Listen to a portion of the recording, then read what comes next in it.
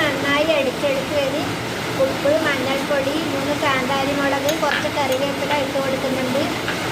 ഒരു ഉള്ളി ഇവ ചേർത്ത് കൊടുക്കുന്നുണ്ട്. നന്നായി മിക്സ് ചെയ്യണം.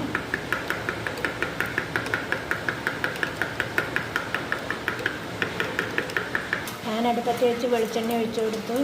വെളിച്ചെണ്ണ ചൂടായി.